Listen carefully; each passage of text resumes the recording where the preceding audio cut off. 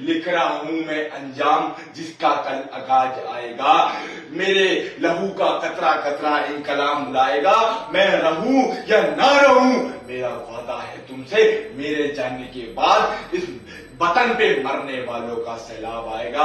जी हाँ, आज मैं एक बहुत महान वीर योद्धा राणा कुंभा के बारे में बात करने आ गया हूं। वो राणा कुंभा जिसको देखते ही दुश्मन थर-थर कांप जाया करता था, या तो खुद को खुद मार लिया करता था या रण छोड़ के भाग जाया करता था। ये राणा मोकल जी के पुत्र थे। वो राणा मोकल जी जिन्हें महज 24 साल की उम्र में उनके अपनों ने ही राणा मोकल जी की हत्या कर दी थी, जिसके बाद राणा कुंभा ने तलवार लेके सिंहासन पे रख दी मात्र छोटी उम्र में, और सबसे ये कह दिया अगर किसी में दम हो तो मुझे हटा के दिखाए। सब तर कांप गए और उनके दुश्मन जो थे उनको राणा कुंभा जी ने, जिन्होंने उनके पिताजी को मारा था राणा मोकल जी को, उनको उन्होंने ढूंढ ढूंढ के शीश काट दिए।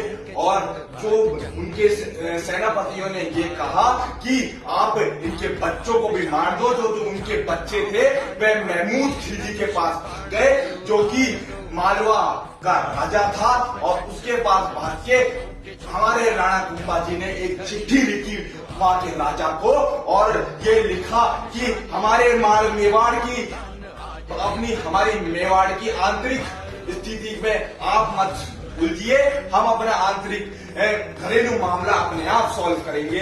इसके बाद उसके राजा ने बड़े अभिमान में बोला कि राणा कुंभा मैं तुम्हारा नौकर नहीं हूं, और जो कि तुम्हारी बात मानूंगा, अगर तुम्हें अपने ये चाहिए तो मुझसे युद्ध करो। इसके बाद जो हमारे राणा कुंभा थे वो निकल पड़े अपनी सेना को लेकर। महमूद खिलजी ने सोचा था कि बहुत आसानी से राणा कुंभा जी को हरा देगा, लेकिन राणा कुंभा जी ने शीश काट दिए और मार खत्म कर दी महमूद खिलजी की सेना को। और महमूद खिलजी की सेना को खत्म करने के बाद महमूद खिलजी को बंदी बना के और उसे जेल में भेज दिया गया मेवाड़ की।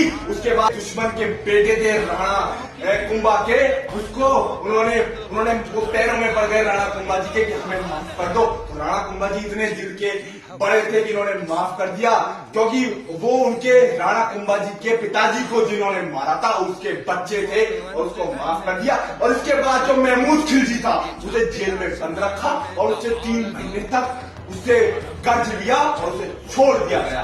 इसके बाद हमारे राणा कुंभा जी का वर्चस्व इतना बढ़ने लगा कि पूरे राजस्थान की रियासतों में वे अपना भगवा झंडा गाड़ते रहे। भगवा झंडा गाड़ते उनके जो एक सगा, जो कि उनकी दादी का भाई था रणमल, उसकी जो निगाह थी वो मेवाड़ की सिंहासन पे थी, और मेवाड़ के सिंहासन की तरफ वो ध्यान दे रहा था। इसके बाद हमारे राणा कुंभा जी ने एक बार देखा जो रणमल था वो अपने सेनापतियों को नियुक्त करवाता सेना में। इसको देख के राणा कुंभा को बड़ा क्रोध आया, और राणा कुंभा ने नए नेतृत्व दिए थे अपने आदमियों को, उन्हें हटा के पुराने वालों को ला दिया। और इसके बाद राणा रणमल की हत्या हो गई, और कहा जाता है कि राणा रणमल को उन्हीं की प्रेमिका ने मार दिया था।